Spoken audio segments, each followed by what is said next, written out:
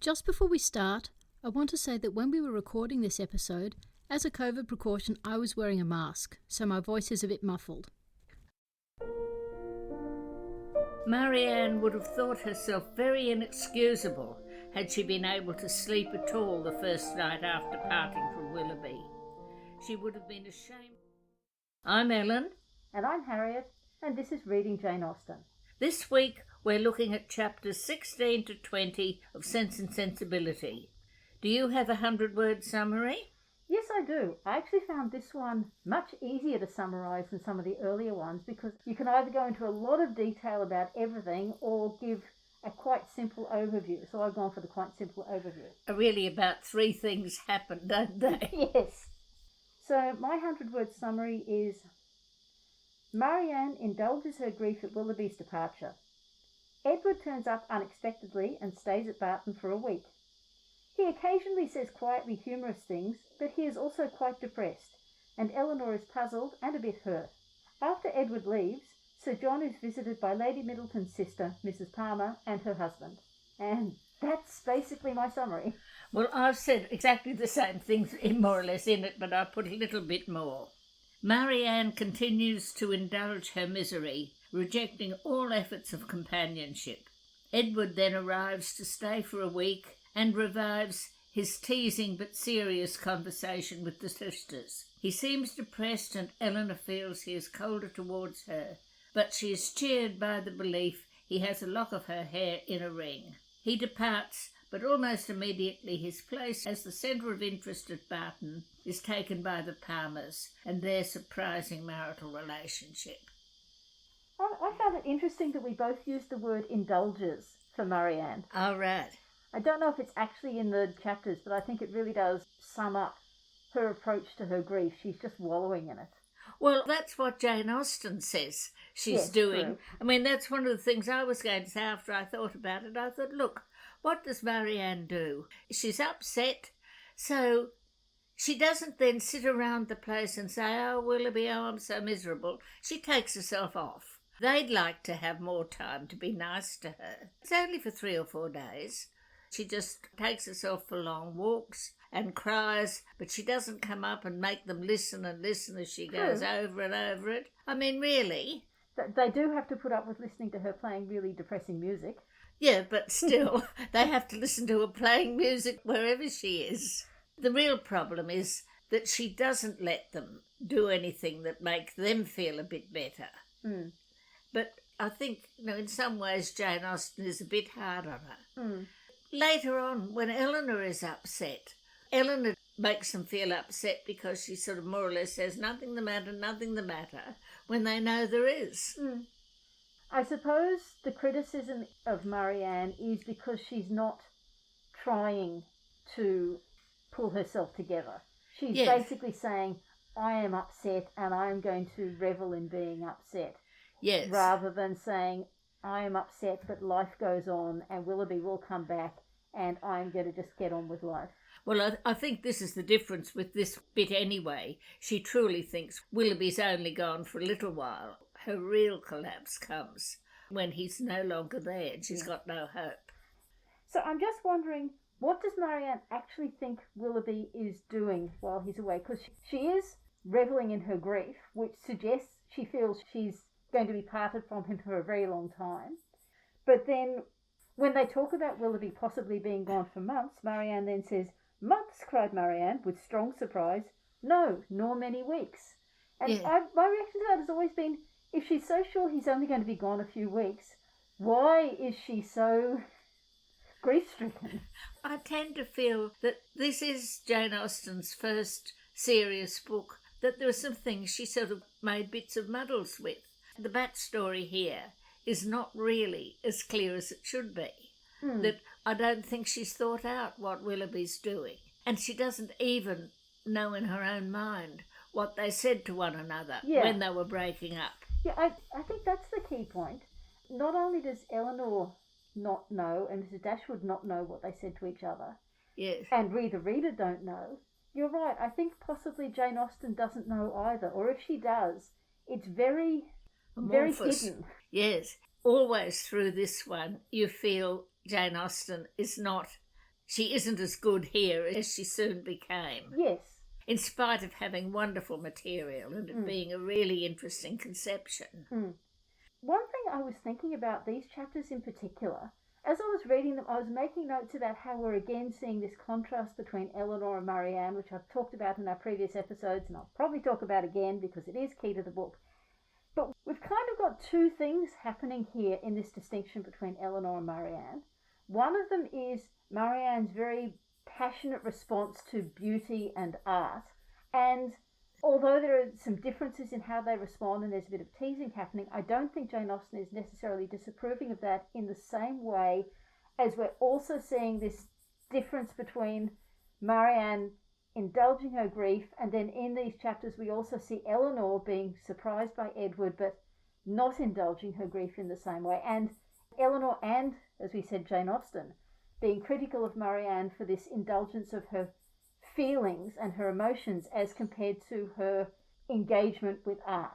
No, I agree with that. And in a sense, when I start talking about what sensibility means in this novel, I'll be talking about a lot more of that. Yeah, which is going to be later in this episode. Yes. One of the things I suppose that struck me as I started reading through that chapter was they're all looking at one another's feelings. Elinor's looking at what Marianne's feeling. As soon as Edward arrives, Marianne's looking at what Elinor's feeling. They're both peering at Edward.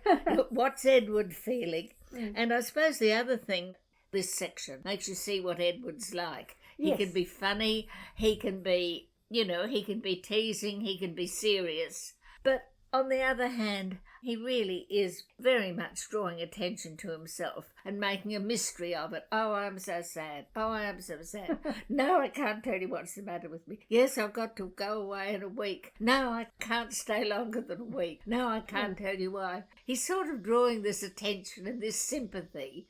And that side's just a little bit unappealing, I feel, about Edward, even though you can completely see why Marianne and Elinor enjoy his company, because he takes so seriously this joint interest and that Jane Austen has in all their enjoyment of art and why is it good at the books they're reading. Well, actually, when I was reading this section, it's one of the notes I had down, I was remembering back when we were talking about Pride and Prejudice, and particularly in the section at Netherfield, you talked about how they like talking about things. They like exploring ideas and concepts and personality. And I was looking at the discussions that the family and Edward have in these 3.5 chapters that Edward is with them. Yes. And they talk about character. They talk about wealth versus happiness. And there's that wonderful line where Elinor and Marianne have a completely different notion of what wealth constitutes. Yeah. They talk about the nature of landscape. They have that really nice conversation about affectation where Marianne is expressing her genuine love for nature but sometimes doesn't want to because it's cliche. Yeah. And then Edward goes so far in the other direction that Elinor says that's actually an affectation of its own. And yet they're analysing Edward's character. That is the same kinds of conversations they have at Netherfield. Oh, yes. And the kinds of conversations I think they feel they can't have with the Middletons or with Mrs. Jennings or with the Palmers or presumably with anyone else in the neighbourhood.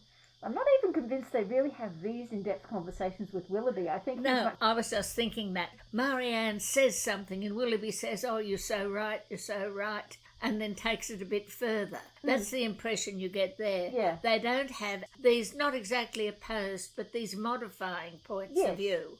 Yeah. When somebody says such and such and the other person says, yes, you're right, but what about? Yeah. Or, yes, you're right, but that also makes me think. Whereas Willoughby, you get the impression, is really just reflecting. Yes. Reflecting and maybe expanding, but not taking it into new and interesting areas. Yes. Now, going back to what you said earlier, the other thing I think with Edward is these are the 3.5 chapters in the book where we really see him most. Because we commented back in our first episode, even though he's present at Norland, he has one line of dialogue, and the whole time we're told about him and Elinor, we don't see it. In these chapters, we do see it. I'll admit, I hadn't picked up on what you were saying, that he's so much about himself, it's actually sometimes a bit unappealing. Yeah. I was more focusing on he is emerging as a character, and he does make jokes. Now, sometimes they're a bit ponderous, but he does like teasing Marianne. He also makes jokes at his own expense. One of the things he says of himself, talking about his profession, I always preferred the church, as I still do, but that was not smart enough for my family. They recommended the army. That was a great deal too smart for me. These little aphorisms, is that the right term for it? Yes, it's like that, with this balance in them. Yes. Which is a sort of a fairly 18th century thing, to have that balance. Yes, and it's self-deprecating, it's quietly clever, it's beautifully balanced. Even though you have these little bits here, somehow you don't go away with a general impression that this is what Edward is like. But when you look at these 3.5 chapters closely, he has his jokes with Marianne. As I said, some of them are a bit ponderous, but some aren't. He has self-deprecating lines like that. Yeah, and then sort of the lovely one where he says, Marianne, I've been guessing, and I guess Mr. Willoughby. Yeah. So again, he's quite perceptive. I mean, you can see exactly why when he turned up at Norland, they enjoyed his company. Well, again, when they've had John and Fanny to deal with. No, but even so, and they're lovely for him. Mm. They do fit together. Mm. And you can see, in a way, even more than with Marianne and Willoughby, that Elinor and Edward really do have something in common. Yeah. And sort of similar views. I found that stuff about the ring a bit embarrassing somehow, that they should think he's been sneaking around with a pair of scissors, trying to cut off Elinor's hair. Well, Elinor's the only one that thinks that, because the others think Elinor gave him her hair. Yes. But also, and this is something that was mentioned by Sheila K. Smith and G.B. Stern in Talking of Jane Austen. Yes. How unbelievably incredible is it? He's got this ring, it's in his face all the time. Why did he not take it off before he arrived there? It can't give him any pleasure to see it. Yes, it's not as though he cares about Lucy Steele. Unless it's a kind of flagellation. He's committed to this and he has to go through with it, so he won't let himself do something that would have made it easier, which is take off the ring and hide it. He forces himself to keep wearing the ring because he has to. Yes, that could be almost like something saying, don't go too far, that it's a sort of a reminder. On the other hand, you could almost see it the other way around, as though that picture I had of him wanting to draw attention to himself. So he wants them to notice it. Yes. He's happy to know that they've noticed it, so he can make a mystery of it. It's just that sort of attention drawing that, in spite of him pretending, he doesn't think about himself at all. Another little point is the picture of Mrs. Dashwood. She's being presented always as a sort of a supporter of Marianne against Elinor's sense. She's being sensibility. So Elinor has to persuade her not to have too many servants, not to sort of think she can change the house. Yeah. But what also comes through, though, is Marianne sort of accuse Elinor of being too conventional, too wanting to stick by the conventions. But Mrs. Dashwood is like that too. First of all, when she was visiting people, I think in the last section, she wouldn't return visits unless she could get there without having to borrow a horse. Mm. And here we've got it in this one, where it says, Mrs. Dashwood, who did not choose to dine with them, that's the Middletons, oftener than they dined at the cottage, absolutely refused on her own account. Her daughters might do as they pleased. Mm. So she is really living by these social conventions.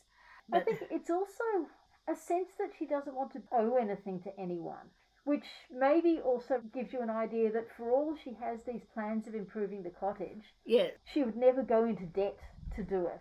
Well, I think that what we're really told is, though, that she may be just sort of a bit too sure everything will come right. Yes. And that's where Elinor's pulling her back a bit. But at the same time, I think she might commit to something that they can't afford and then get in a terrible mess about it. Because she misjudged. Yes. But she would have thought she was judging within the parameters of what's the appropriate thing to do. Yeah. These chapters in particular, this is where it starts to feel like Barton Cottage is a railway station. Because you've had Colonel Brandon arrives, then Willoughby arrives, then Colonel Brandon leaves, then Willoughby leaves, then Edward arrives, then Edward leaves, then the Palmers arrive, and the Palmers leave, and the Steeles arrive. It's like they're this still centre and people are coming and going and coming and going. There's nothing wrong with it, but it does feel a bit... It's again a bit of the ineptitude that you feel in this novel as compared with the others. Yeah.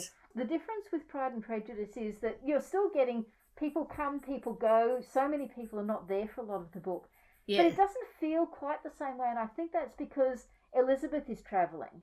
Yes. So you have people coming and going in the Longbourn area. Then Elizabeth goes to stay with Charlotte, and so there's different people there. Then she comes back to Longbourn, bit of a change there. Then she goes on her trip.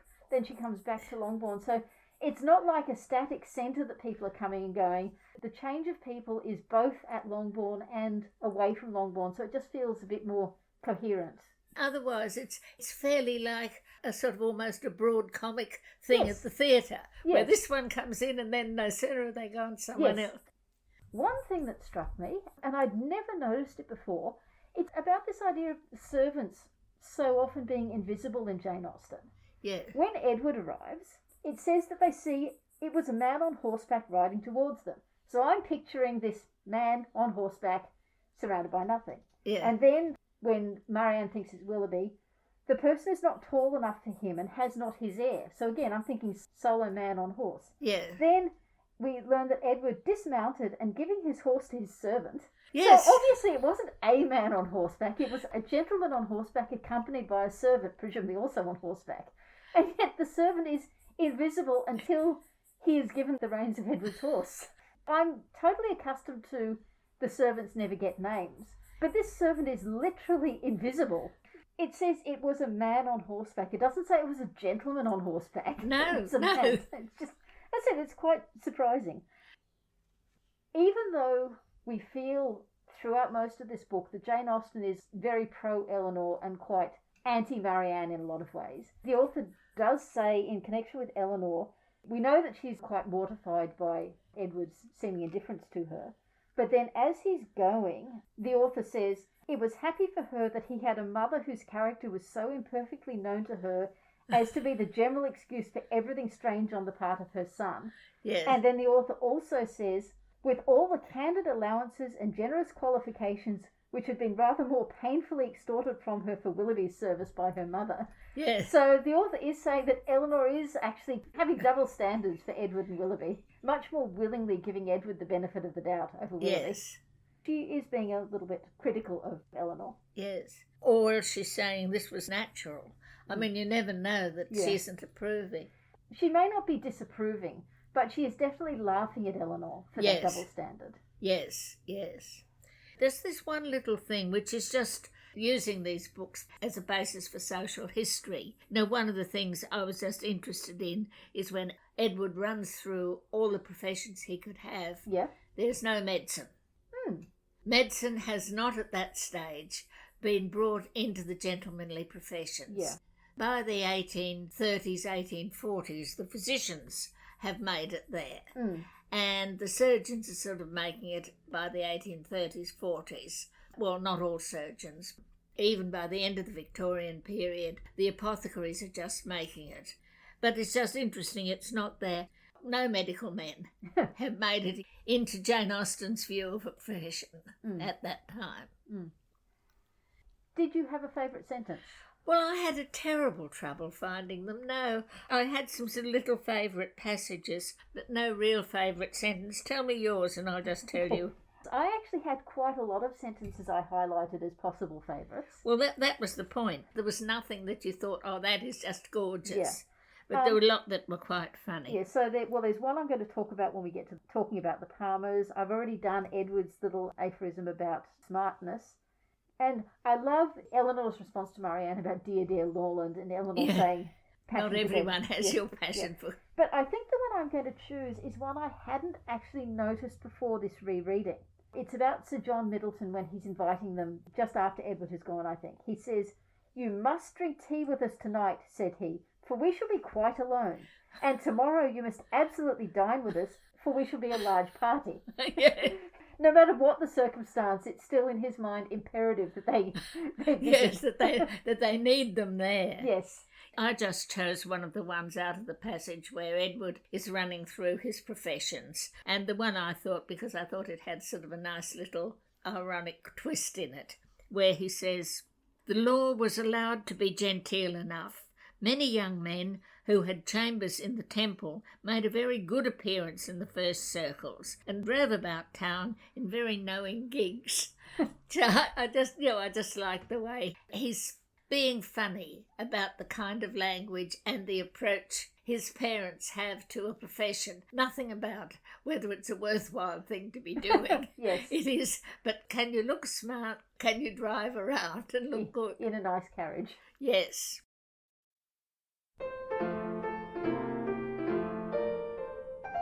For this episode, the character or characters we want to talk about are Mr. and Mrs. Palmer. The feeling I've got with them is it's really quite a strange sort of presentation of these characters. In some ways, they just seem burlesques. You know, you've got this crazy couple where the man is so rude and the woman is so silly and fluffy and dizzy about it. And yet somehow they don't come through quite as though they're being burlesqued. It's almost a bit too straightforward, just the way she's presented them. You could believe there really were people like them. Possibly that Mr. Palmer is a great poseur and that he's putting on this persona. But somehow it comes through almost too straightforward. He's too unpleasant. He's too out and out rude and nasty in what he says. It's not like he's being witty at other people's expense. He's just being rude. And you don't get the impression that this is sort of almost a comic role he's doing, that he's being the great grump. I think the Middleton's response, or the family's response to him, is as though he was one of these people who was being a grumpy old man. And he says all these terrible things, and everyone goes, ho, ho, ho, listen to Mr. Palmer. See, some things he says kind of fit in with that, such as when he says, "What the devil does Sir John mean by not having a billiard room in his house? How few people know what comfort is. Sir John is as stupid as the weather." Now that I can see as being a pose, and people could be going, oh, yeah, ha, ha, ha. Very witty. It's almost like sub-Oscar Wilde talking about Sir John being as stupid as the weather. Yes. But then opposing that, you've got things like, "I did not know I contradicted anybody in calling your mother ill-bred." That's just mean. It is nasty, yes. I feel that Mr. and Mrs. Palmer are like a first draft of Mr. and Mrs. Bennet. They're not exactly the same, and in fact Mrs. Palmer is much nicer than Mrs. Bennet. Yes. While almost ditzier. But it just doesn't quite work because Mr. Palmer isn't as witty as Mr. Bennet. As we talked about with Pride and Prejudice, Mr. Bennet actually isn't a very good father and isn't very sensitive, but when he says things, I don't think he is ever as out and out rude, particularly outside the family circle. So, yeah, when he's saying things when Elinor and Marianne are present, that is beyond the family circle. I don't think Mr. Bennet would do that beyond the family circle, no matter what. And even when he says it within the family circle, it's this kind of, for the really stupid members of the family, they might take it at face value and not actually see that he's criticising them. Yeah. Mr. Palmer, you kind of can't believe that Mrs. Palmer just accepts it so much. And that Mrs. Jennings also goes along with it, and Sir John. Occasionally Lady Middleton seems to think he's gone a bit far. Yeah, seems to think he's a bit ill-bred. Yes. But again, I think perhaps you have to almost put this down as not terribly good character drawing with Jane Austen, that she hasn't pulled it off because she doesn't want you much later on when Marianne arrives at their house sick. Mr. Palmer does everything that they could expect. They actually both do. They've taken Marianne into their house and then everything is turned upside down. Mrs. Palmer has to leave their house with her baby because Marianne's brought infection into it. They don't complain, they just do it. Which is a kindly thing. Yes. It is, in one sense. Mr. Palmer is rather a nice picture of the sort of young man who's come into his property and he's got to do the right thing by becoming a member of Parliament and going around making everybody like him. Yeah. And you could almost see him as a sort of rather sharp, not terribly witty young man. But it feels really odd, doesn't it, the way they go on. And then Mrs. Palmer also, as I said, I feel like it's kind of a first attempt at what she does better with the Bennets. But I somehow don't see Mrs. Palmer going into the complainer that Mrs. Bennet is. Oh, no. I think she's possibly even less intelligent than Mrs. Bennet. But she has these beautiful lines like, Mr. Palmer does not hear me, said she, laughing.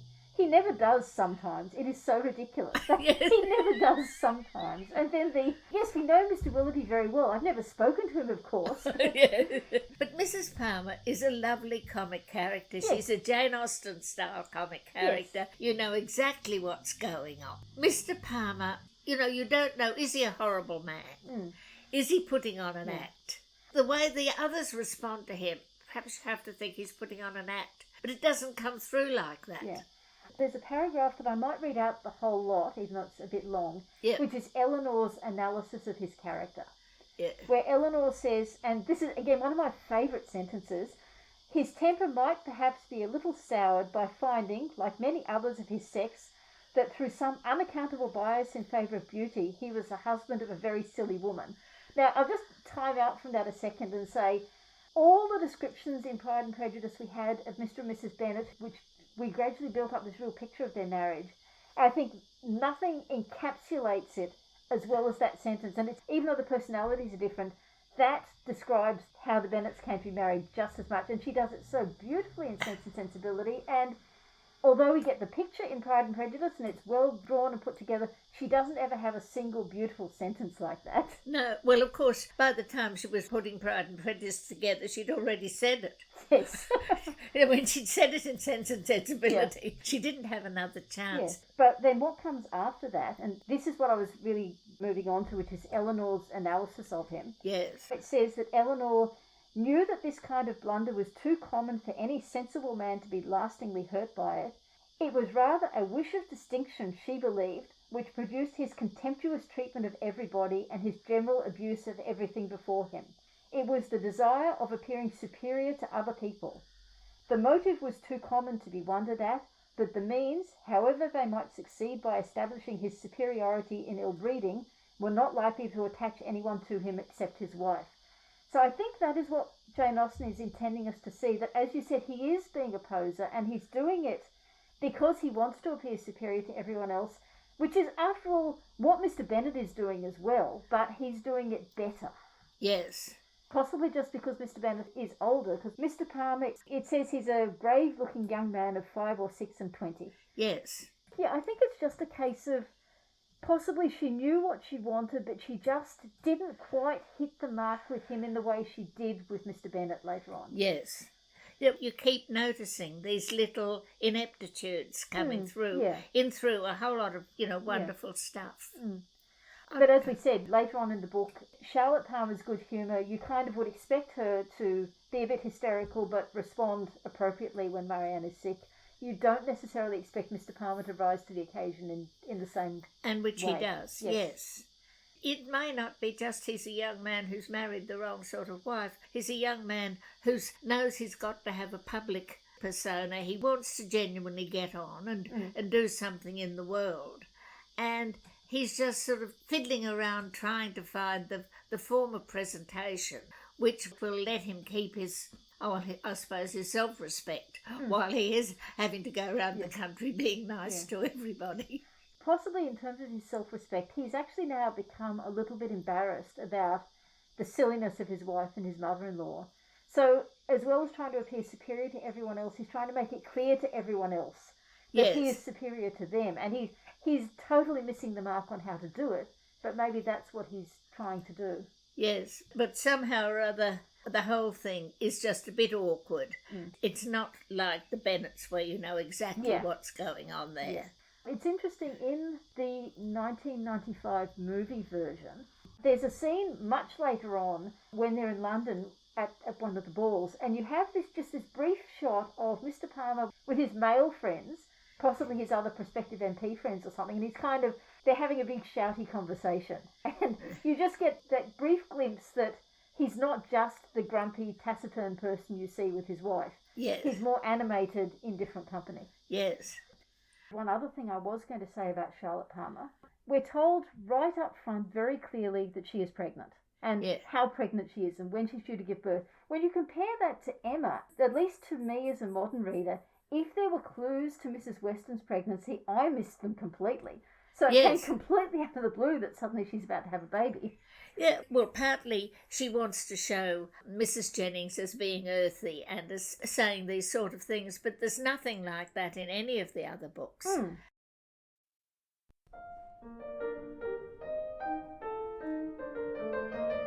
Well, what I thought I'd talk about in the historical background part of this session is, in a sense, the meaning of the word sensibility, what it means. And I'm picking up on something Harriet raised when we were talking about these chapters, and that was, what is it that Marianne believes? What is it she cares about? But thinking about the term sensibility, at the time Jane Austen conceived this book, it was well known as the name of a very long poem written in 1782 by, she was a dramatist really, but sort of blue-stocking, Hannah More, who was 30 years older than Jane Austen.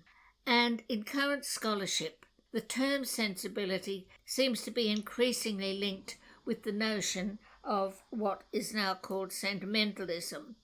In the mid-18th century, you got this movement, which was seen as an attempt to arouse feelings of sympathy for other people. It's seen as being characteristic, say, of Goldsmith in The Vicar of Wakefield, where your heart's supposed to go out to all the characters. It's also there, say, in Tristram Shandy, where again you've got all these, they're quite upper-class characters, but you're supposed to empathise with them. And Sterne actually wrote a book called A Sentimental Journey, which I tried to read at one stage but couldn't, and somebody else wrote a book called A Man of Feeling, which was again about people going around and sort of empathising with these other characters. But increasingly, in the latter part of the 18th century, it was used to start to sympathise with the poor. George Crabbe, who was a poet that Jane Austen apparently was really keen about, he started to write about villagers and the problems they had, and with poor people generally. And then you get William Blake with all his stuff about Little Boy Lost and the Chimney Sweeper and those sort of things. Actually, until sort of probably fairly recently, this particular movement was seen to be more or less the forerunner of what was called sentimentality in Victorian literature, little children dying and little children suffering and all that sort of thing. Though apparently today it's being picked up as seeing also the kind of feelings that were behind more and more people becoming supportive of the anti-slavery movement. Well, this, even though it's called sensibility as well as sentimentalism and linked with Hannah More's poem, is really not at all the sort of thing we see Marianne as caring about. That just isn't what she cares about at all. What she cares about in scenery is towering cliffs, and really, I suppose what we think of romanticism is art forms that inspire awe and grandeur and sort of lifting of the heart, but also lifting of the soul. So what's the connection between sensibility and sentimentalism and romanticism? They're both about feeling, sentimentalism and romanticism. But, what is called sentimentalism, and that is often also joined to the idea of sensibility, is having this outgoing feeling for other people, caring about the poor, caring about the forsaken, caring about that sort of thing, looking at sad, sad pictures and reading sad, sad poems and listening to sad, sad music. Whereas romanticism is basically seen as a higher form of art because it's inspiring and ennobling. And that is pretty certainly what Marianne is talking about when Edward's teasing her about these towering cliffs and so on. She's thinking of paintings like Turner's, or also like, if they're figurative or have a story, like the French Géricault and the Raft of the Medusa, which is this horrendous picture of people dying out at sea. I'll put a link to that in the show notes. Also, though, another one of Liberty Leading the People, which was one for the French Revolution. Yes. And in literature, it's usually connected to works like Richardson's Pamela and Clarissa, which is about these people going through horrendous things and holding up against them and behaving beautifully. And then when you get onto something like Scott, where again you have all these heroic historic characters going through powerful emotions as well as doing great deeds. And then still at the time Sense and Sensibility is written, you start to get the Lake District poems, lyrical ballads from Wordsworth and Coleridge, and in Wordsworth again you get all this enormous response to nature, the sort of thing that you get in Terminer, or else to great heroic stories like Kubla Khan or The Ancient Mariner. One other author that turns up, of course, is Cooper. They mention him as a poet. But the difference here between the sentimentalism, particularly in the literary ones, is the reader is asked to share and glory in the strong feelings and to identify with these noble characters. And this is the sort of literature that Marianne admires. Yep. And this is what she feels justifies her own inclination to give full rein without disguise to her feelings. These are people who have emotions, they show their emotions. If you're reading Wordsworth describing, my heart leaps up when I behold a rainbow in the sky.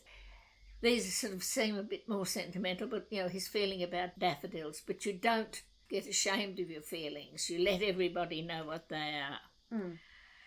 But what I haven't found any evidence for, and this could be just, my lack of reading, but nobody ever seems to have referred to it much, is that thing Edward says that she believes there can't be 7 love affairs. It's almost as though it's something she's deduced for herself from all this literature. And as Elinor points out, it means that her father's marriage to her mother was not particularly appropriate. But on the other hand, the more general, particularly her view of the picturesque, is made very obvious in Edward's rejection of her idea, where he says, I like a fine prospect, but not on picturesque principles. I do not like crooked, twisted, blasted trees. I admire them much more if they are tall, straight and flourishing. I do not like ruined, tattered cottages.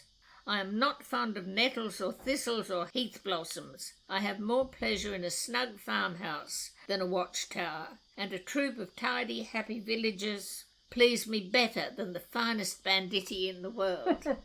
What we're seeing here is Edward and so presumably Elinor are standing for the sort of whole series of ideas that Romanticism was rejecting, which was, the whole thing of the Enlightenment, the idea of the age of reason. As Edward is saying there, this desire for peace, order and prosperity. And that can be linked with the idea of reason, with the idea of moderation, with the idea of doing things properly and for the general good. People also say that Romanticism, particularly taking what Blake said, it was against the Industrial Revolution, but I honestly don't think the Industrial Revolution was impinging much on Marianne's way of thinking.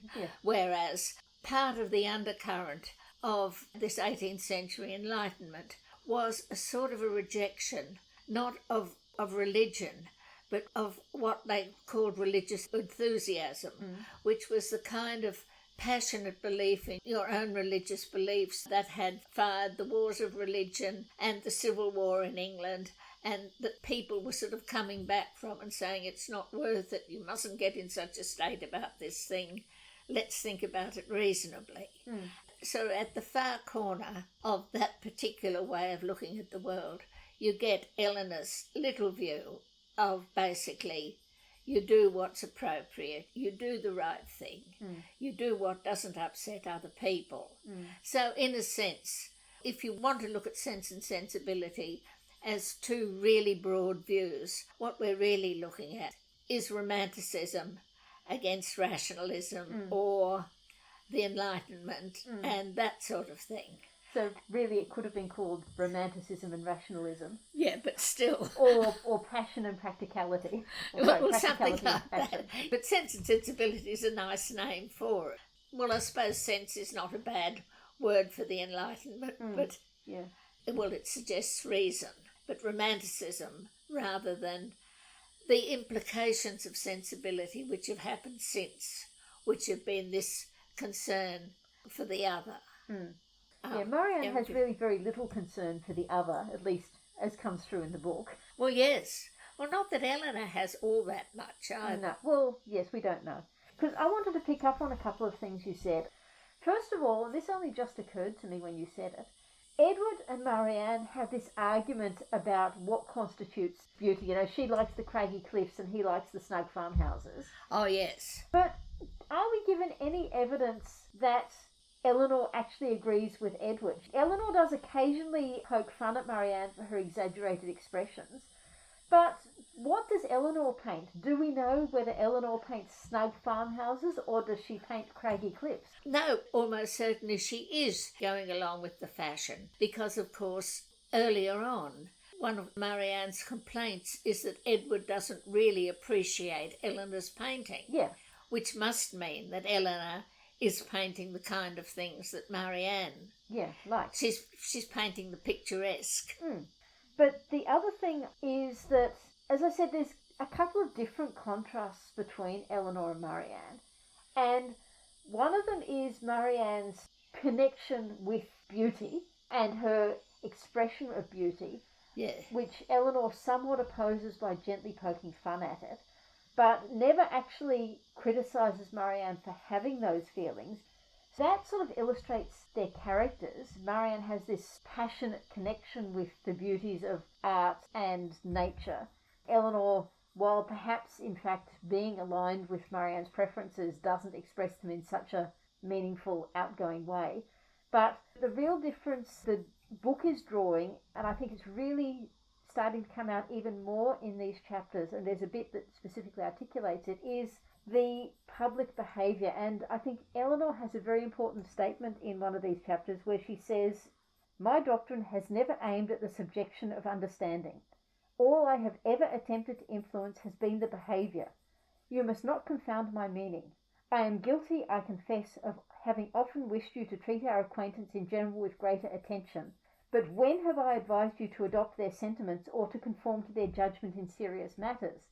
So basically, that is, I think, an important difference, that Elinor isn't saying she wants Marianne to think or become or agree with the Middletons and the Jennings of this world. She just wants her to behave in an appropriate manner to them.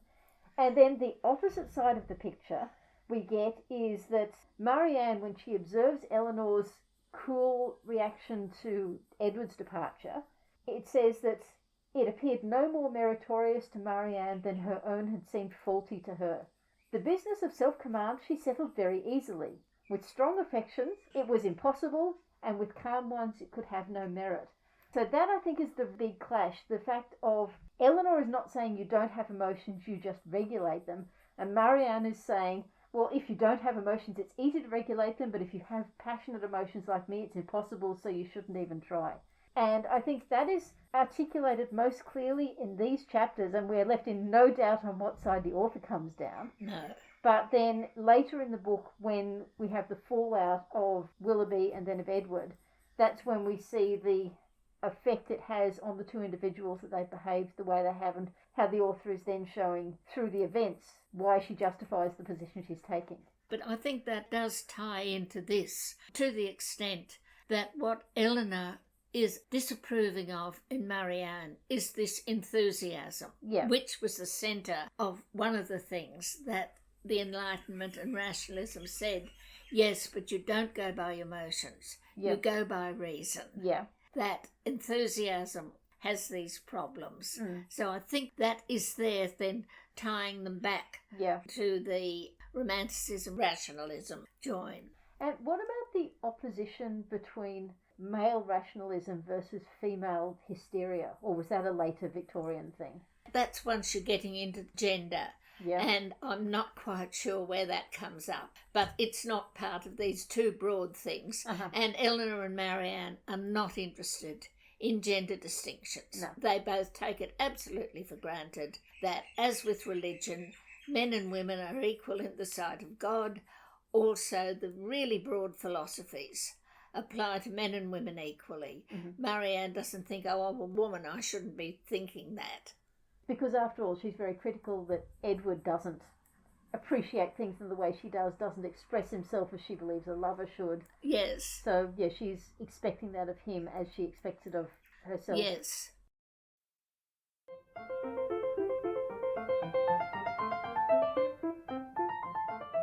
Since we did the last episode, I've finally managed to watch the Bollywood version of Sense and Sensibility, and I just wanted to talk a little bit about some things from that affect things earlier than this in the book.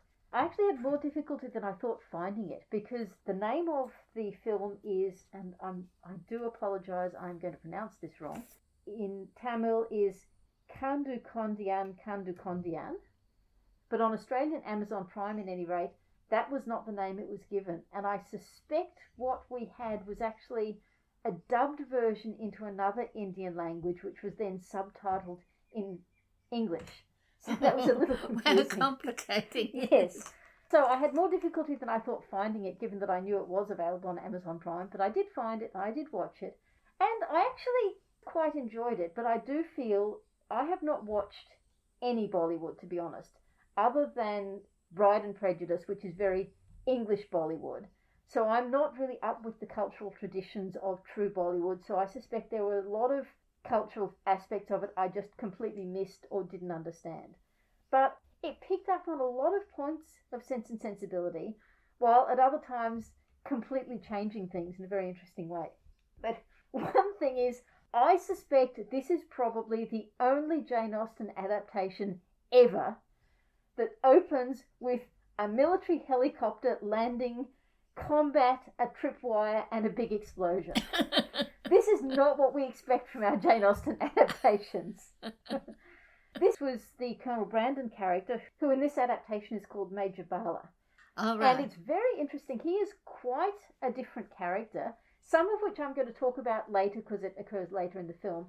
But the setup with him is, you've had this military opening scene. Yes. When you slightly afterwards meet him in the context of the film, he is apparently suffering from PTSD.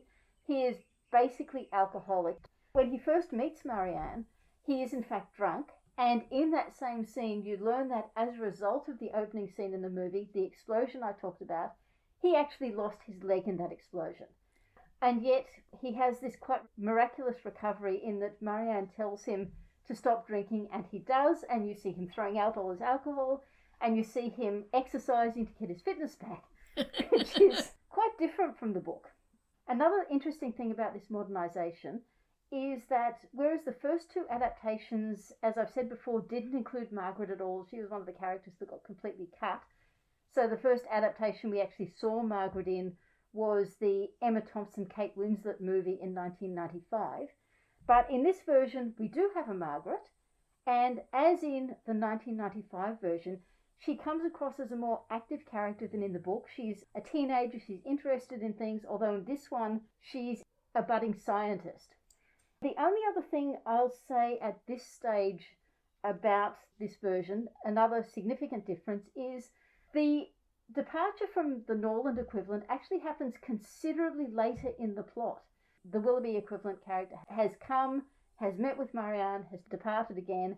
The Edward character has come, had a much longer relationship with Elinor and departed. And only at that point do they leave Norland, essentially. And basically, if you look at it structurally, there's no Barton Cottage. From Norland, instead of going to a cottage, they go to the city. So it's like that's the equivalent of the trip to London. Yes. Except Mrs. Dashwood and Margaret are with them as well. Yes. So that's just an interesting change in the structure. Yes. But most of the plot points are met along the way. In terms of these precise chapters in the book, these 5 chapters, most of the adaptations cut them right back. Of the 4 direct screen adaptations of the book, which are, just as a recap, the 1971 television version with Joanna David and Kieran Madden, the 1981 television version with Irene Richard and Tracy Childs, the 1995 cinema release with Emma Thompson and Kate Winslet, and the 2008 television version with Hattie Morahan and Charity Wakefield. The 1995 one with Emma Thompson and Kate Winslet doesn't have Edward's visit to Barton at all. It completely excises that from the plot. You may remember I said a while back that that first section, while they're still at Norland in 1995, while it still keeps to the same plot points of what happens, it takes a significantly larger chunk of the movie than you might expect, and they really use that to build up Edward's character. And in fact, some of Edward's dialogue from this section of the book is moved into the first section, and as a result they've taken Edward completely out of that section, possibly to avoid the whole railway station aspect of people coming and going all the time. Well, yes, which is a bit of an embarrassment, I imagine. Yes. The other three versions, although they retain Edward's visit to Barton, in every single case he's only there to stay one night, not a week. Right. So even though they cut Edward's visit down to just one night, they all focus on having some of those discussions that we saw in the book to help bring Edward's character out. Sometimes they pick on one bit, sometimes they pick on another bit. All three of them do include the ring with hair that they believe to be Eleanor's hair in it. Yes. One thing I have to talk about with the 2008 version and Edward's visit is, as you may remember, the 2008 version is directed by Andrew Davis, who did the 1995 Pride and Prejudice. And of course, the thing the 1995 Pride and Prejudice is most famous for is Mr. Darcy walking up from the lake, not wearing his coat and wet from having jumped into the lake.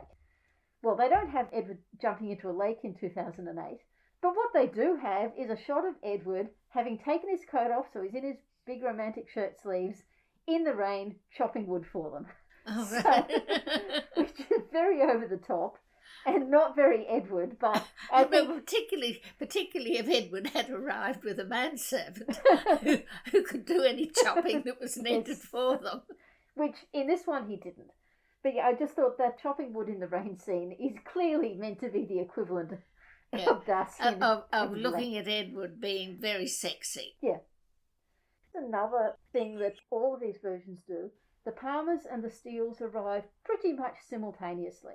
You don't have that, the Palmers come, the Palmers go, the Steeles come. It's made much more coherent. Yeah. But you still get a little bit of the Palmers before the Steeles really come onto the scene. And in all of them, it's more or less the same thing. Mrs. Palmer is very silly, Mr. Palmer is very grumpy. Mostly Mr. Palmer is given lines he actually speaks in the book, though not all of them.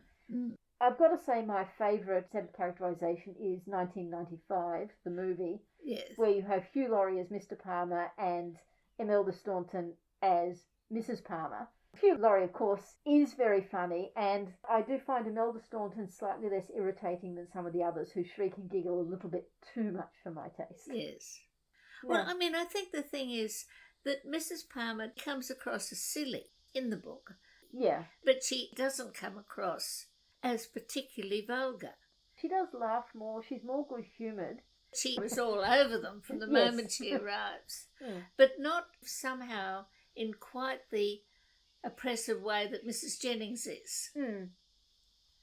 Now, the Palmers don't actually appear at all in the Bollywood version, but there was one brief scene that I think might be a callback to them, which is in the Bollywood version, like some of the other modernisations, a much bigger emphasis is placed on the fact that they've lost their money and so they have to get jobs. Yes. And in this version, the job Elinor gets is initially as a receptionist in a computer company. Right. She's actually qualified as a programmer, but she can't get work. She helps out some of the programmers and ends up getting a job as a computer programmer. But one of the programmers she helps is very pregnant. And I thought, well, maybe that is... Mrs. Palmer. Yeah, that's just a call out to Mrs. Palmer. This is not a silly person, but it is a person Elinor helps a bit. I thought that was maybe quite nice. Yes. In the other modernisation, the book Sense and Sensibility by Joanna Tro, she's basically, with the Palmers, mimicked the relationship and just brought it up to date. So Tommy Palmer, as he's referred to, he's always looking at his BlackBerry as compared to reading the newspaper as he does in the book. But being a BlackBerry dates it pretty specifically, yes, between quite a small space of years. Yeah, today it will be his iPhone. He is quite short and impatient with Charlotte. On the other hand, later in the book, when their baby is born, they do present him as being an incredibly proud father. Is he even impatient with Mrs. Palmer in the book? When he talks to her about not palming your abuses of language off on me. I suppose so, yes.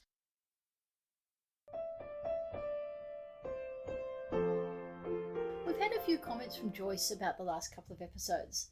The first one was, she was wondering, why do they always use Edward's first name but Willoughby's last name? I think it's in terms of relationships that Willoughby is no relation to them. Edward, while he isn't any sort of blood relation, is their brother by marriage. I think the same thing, because I also looked later in the book to when Robert turns up, and the narrator calls him Robert, but also Elinor on one or two occasions, I think when talking to Fanny, says Robert. She doesn't say your brother, Mr. Ferrers. I think it is a relation thing. But that does also raise, we have Willoughby in this, and then in Pride and Prejudice, there's definitely at least one place where Jane, when talking to Elizabeth, says, my dearest Bingley. So she's using the last name, not the first name. By the time we get to Mansfield Park and Emma and Persuasion, they obviously in Mansfield Park, where there's a lot of relations, they use first names. But when they're not on a first name basis, they don't just use the surname. They tend to use the title. And the other thing is, of course, in Emma, one of the most vulgar things Mrs. Elton does is refer to Mr. Knightley as Knightley, and Emma is just incensed by it. Yes. So I think that must, again, hark back to the 1790s original writing of Sense and Sensibility and Pride and Prejudice. By the time we get to the 1810s, the social manners must have just changed, and referring to a man purely by his surname was no longer acceptable, I guess. Now, another point Joyce made was, I was interested to hear your comment that John Dashwood was a villain because of the enclosure situation. What about the fact that he broke a deathbed promise to his dad and was perfectly fine with his stepmother and half-sisters living in poverty? I find the lack of social stricture strange. Wasn't there anyone to take him aside and point out he should be helping his family more? She then goes on to say, Fanny knows darn well what she's doing is wrong in leading him to break his promise and mistreat his family, but John's weakness makes him far too easily led. Does he feel any pangs of conscience? That point about lack of social stricture was something I hadn't really thought through, because yes, no one in their circle of acquaintance apparently has commented on it, unless everyone is actually as nasty as Fanny and her mother. Alternately, after all, we don't know what the neighbours around Norland are thinking. They get out of their circle completely. I think Sir John probably has heard about it. I mean, why else would he be writing to them? It could well be that there's a lot of gossip going around that, do you know what that awful John Dashwood has done? But John and Fanny just happen to mix with like-minded people who... Well, they don't mix with anyone much at all. Yeah. I've been told later that they don't often give dinners.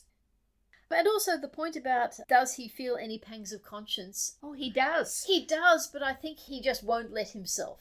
And that's why he thinks Mrs. Jennings should leave them some money. He thinks Colonel Brandon should marry Elinor. He thinks everybody should be doing things for them.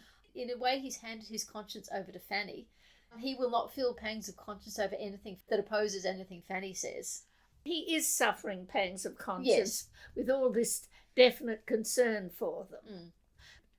And the last point she made is, thanks for pointing out the utter weirdness of Marianne being the sort of guardian to Willoughby's illegitimate child. But then again, Darcy also ends up being the brother-in-law to the man who attempted to seduce his sister. So many elephants in the room that are never discussed. How very Chinese.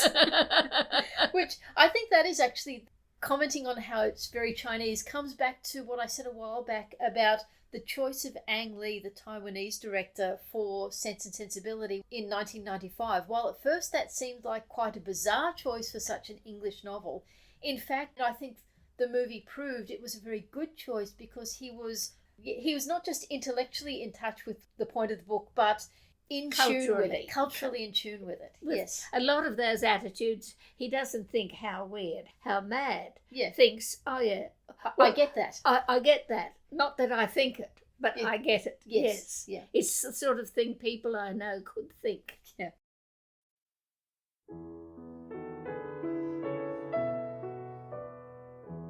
You've been listening to the Reading Jane Austen podcast with me, Harriet. And me, Ellen.